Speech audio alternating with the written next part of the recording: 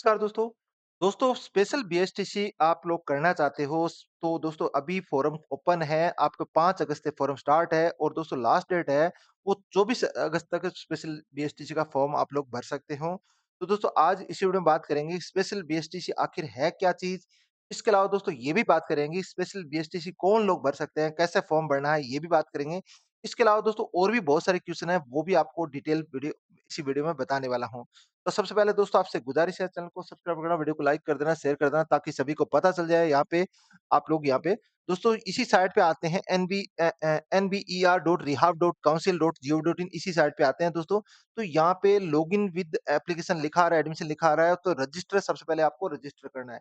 इससे पहले दोस्तों करते क्या है कि स्पेशल बीएसटीसी से संबंधित कुछ जानकारी आपको यहाँ पे देनी है। तो एक्चुअल में स्पेशल बीएसटीसी है क्या? सबसे बड़ा बात तो ये है दोस्तों। स्पेशल बीएसटीसी का मतलब जो स्पेशल लोग होते हैं, स्पेशल का मतलब दोस्तों ये है कि जो दिव्यांग कैटेगरी के लोग होते हैं, उनको पढ़ाने के लिए ट्रेनिंग होती है। बहुत सारे गवर्नमेंट के द्वारा जो सेंटर बनाए गए या फिर कॉलेज बनाए हुए हैं दोस्तों, तो वहाँ पे आपको ऐसा नहीं है दोस्तों क्या है स्पेशल बीएसटीसी में सिर्फ़ और जो स्पेशल लोग हैं मतलब स्पेशल का मतलब दिव्यांग कैटेगरी के लोग ही पढ़ते हैं, ऐसा नहीं है दोस्तों। नॉर्मल आदमी भी भर सकता है, फॉर्म कोई भी भर सकता है और दोस्तों यहाँ पढ़ाई होती है मतलब उनको जो बच्चों को जो डिसेबल बच्चे होते हैं या फिर दिव्यांग बच्चे होते हैं, उनको पढ़ाई कैसे करवानी है, उसके लिए इस ये कोर्सेज़ है। सबसे बड़ी बात तो ये है। अब उसके अंदर दोस्तों यहाँ पे उद्देश्य दिव्यांग बच्चों को पढ़ाने की शैक्षणिक जरूरतों को समझने की ट्रेनिंग है।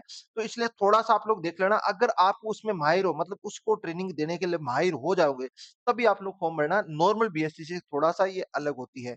इसमें दिव्यांग बच्चों को पढ़ाना पड़ता है दोस्तों।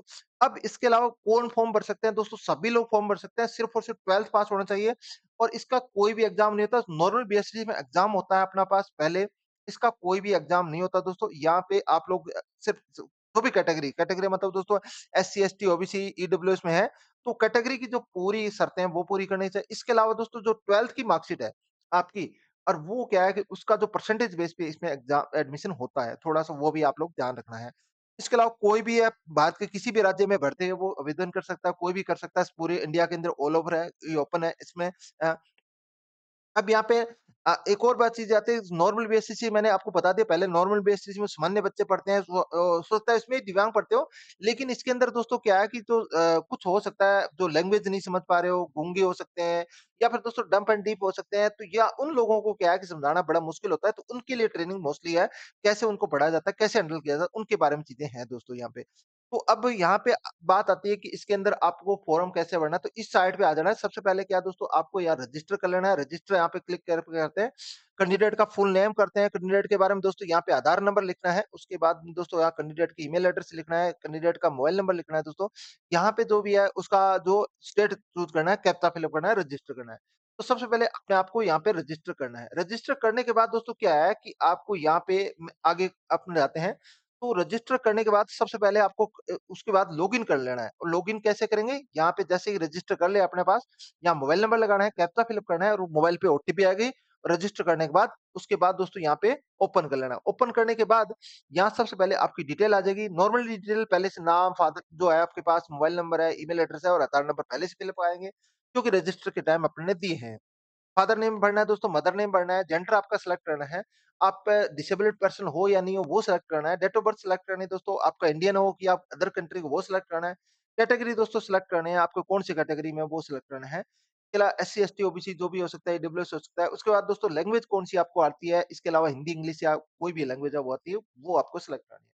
नेक्स्ट पे क्लिक करते हैं दोस्तों, नेक्स्ट पे जैसे क्लिक करते हैं उसके बाद दोस्तों एड्रेस भरना है यहाँ पे, आपका कोरेस्पोंडेंट एड्रेस मतलब आपका कौन-सा पता है वो भरना है, यहाँ पे सिलेक्ट कर लेना है, पूरा स्टेट वगैरह है, आपको जिला वगैरह है, जो तहसील वगैरह सिलेक्ट करना है। इसके अलावा परमानेंट एड्रेस अलग से सिलेक्ट करना है, अगर दोनों सेम है तो आपको same as a correspondent address है, क्लिक कर देना है।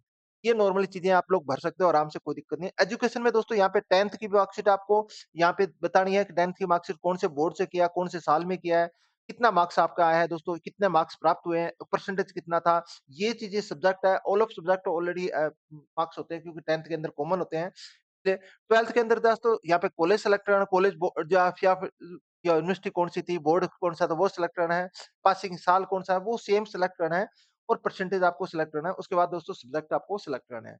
ये थोड़ा ध्यान से पढ़ना क्योंकि 12th बेस पे ही है, सारा परसेंटेज बेस पे इसका कोई एग्ज़ाम नहीं होगा, थोड़ा-सा आप लोग ध्यान से ये चीज़ें भरना है।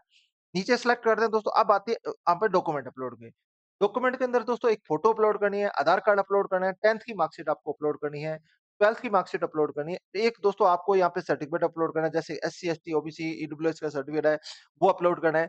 इसके अलावा अगर दिव्यांग कैटेगरी में फॉर्म भरना है, तो दिव्यांग सर्टिफ़िकेट भी आपको अपलोड करना पड़ सकता है दोस्तों। नीचे दोस्तों सेलेक्ट करते हैं, थोड़ा-सा नीचे जाते हैं, तो अब आता है मेन चीज़ आती है कोर्स सिलेक्शन के लिए।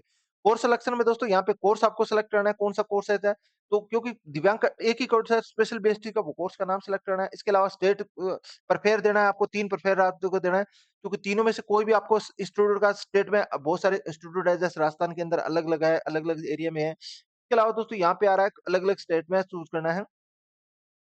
तो प्रेफर क जो आपके पास यहाँ पे प्रेफरेंस 2 में अंदर चॉइस है, वो सेकंड राउंड के लिए सिलेक्ट करना है। लैंग्वेज आपको एग्ज़ाम की सिलेक्ट करनी है, हिंदी, इंग्लिश, इंग्लिश कोई भी सिलेक्ट कर सकते हो, वो आपको सिलेक्ट करनी है। अब यहाँ पे डिटेल आपको वेरिफिकेशन करना है, वेरिफिकेशन के बाद दोस्तों यहाँ पे आपको पेमेंट प्रोसेस करना है, और पेमेंट प्रोसेस करने के बाद आपका फॉर्म है, वो फिल अप हो जाएगा। अब ये तो दोस्तों आराम से फॉर्म आप फिल अप कर सकते हो, कोई दिक्कत नहीं है। बस मेन चीज़ें आपको चीज़ें हैं, अब आपके मन में कुछ क्यू एन ए और भी आ सकते हैं कि क्या-क्या चीज़ें हैं। अब दोस्तों क्या है कि आप आवेदन कौन कर सकता है? मैंने आपको ऑलरेडी बता दिया, 12वीं पास है, कोई भी कर सकता है, कहीं का भी वो बंदा कर सकता है। बस आपको ईडब्ल्यूएस है या फिर दोस्तों एससी, एसटी, ओबीसी है, वो आपके पास होना चाहिए, पात्रता चाहिए। दिव्यांग कैटेगरी है, तो दिव्यांग का आपको होना चाहिए। इसके अलावा दोस्तों कोई भी आवेदन कर सकता है, किसी संस्थान में कोई नियम ऐसा कोई नहीं है, किसी भी राज्य में कर सकता है, ऐसा कोई दिक्कत नहीं है। मैंने ऑलरेडी बता दिया स्पेशल बीएसटी से अलग कैसे है, वो चीज़ें मैंने ऑलरेडी बता दिया। कुछ आपको जानकारी और भी हो सकती है, कुछ मतलब मन में आपके क्यूएनए और भी आ सकते हैं दोस्तों। तो यहाँ पे एक स्पेशल बीएसटीसी है, वो है नॉर्मल बीएसटीसी अलग कैसे, मैंने ऑलरेडी बता दिया कि स्पेशल बीएसटीसी में जो इस टाइप के स्पेशल बच्चे होते हैं, उनको पढ़ाने की ट्रेनिंग होती है। नॉर्मल बीएसटीसी में क्या है, नॉर्मल पढ़ाई होती है, जो आपको एजुकेशन होती है, उसके अकॉर्डिंग होती है। अब दोस्तों एक और भी आ सकता है, कौन-कौन भर सकता है, मैंने ऑलरेडी बता दिया, सभी टाइप के भर सकते हैं दोस्तों, दिव्यांग भी भर सकते हैं और ये भी भर सकते हैं। एक और दोस्तों ऐसा मन में आ सकता है कि स्पेशल बीएसटी में कौन से विद्यार्थी पढ़ते हैं? क्या दिव्यांग कैटेगरी विद्यार्थी पढ़ते हैं? नहीं दोस्तों, दिव्यांग भी पढ़ सकते हैं, उसके साथ में इसके अलावा नॉर्मल विद्यार्थी भी पढ़ सकते हैं। ये सिर्फ़ और दिव्यांग बच्चों को पढ़ाने का कोर्स है, ना कि ये कोई इसके लिए। इसके अलावा दोस्तों यहाँ पे एग्ज़ाम वगैरह होगा कि नहीं, अभी फ़िलहाल इसका एग्ज़ाम नहीं होता है, सिर्फ़ स्पेशल यूनिवर्सिटी में कोई भी एंट्रेंस एग्ज़ाम नहीं होता है। 12वीं का प्रतिशत के हिसाब से ही होगा। आपका 12वीं अगर अच्छे मार्क्स हैं, तो भी प्रतिशत के हिसाब से हो जाएगा दोस्तों। इसके अंदर आपको क्या है कि स्पेशली पूरे भारत में मान्य है, ऐसा नहीं है कि पूरे भारत के अंदर बहुत सारी जगह मान्य है, अलग-अलग जगह मान्य होती है, ऐसा कोई दिक्कत नहीं है दोस्तों। अब यहाँ पे आपको नॉर्मल अमाउंट में चीज़ें मैंने बता दिया है, यहाँ पे चीज़ें आ रही गाइडलाइंस भी आप लोग डाउनलोड कर सकते हो। इसके अलावा दोस्तों यहाँ पे और भी चीज़ें गाइडलाइंस डाउनलोड कर सकते हो, जैसे कि इंस्टीट्यूट की लिस्ट डाउनलोड कर सकते हो। कैसे फॉर्म भरना है मैंने ऑलरेडी बता दिया, ये फॉर्म भी यहाँ पे चीज़ें कर सकते हो दोस्तों। तो दोस्तों अगर आप लोग स्पेशल बीएसटीसी करने में रुचि रखते हो या दिव्यांग बच्चों को कैसे पढ़ाया जाता है, उनके लिए ट्रेनिंग लेना चाहते हो, अगर दोस्तों अच्छे मार्क्स है आपके 12th के अंदर अच्छे मार्क्स हैं, तो आप स्पेशल बीएसटी का फॉर्म भर सकते हो। बिल्कुल 24 अगस्त तक फॉर्म भर सकते हो, मैंने ऑलरेडी बता दिया आपको। उसके अलावा 24 अगस्त के बाद आपका नंबर आता है, तो दोस्तों वहाँ पे आप लोग जा सकते हो, सारी डिटेल आगे आपको मिलती रहेगी।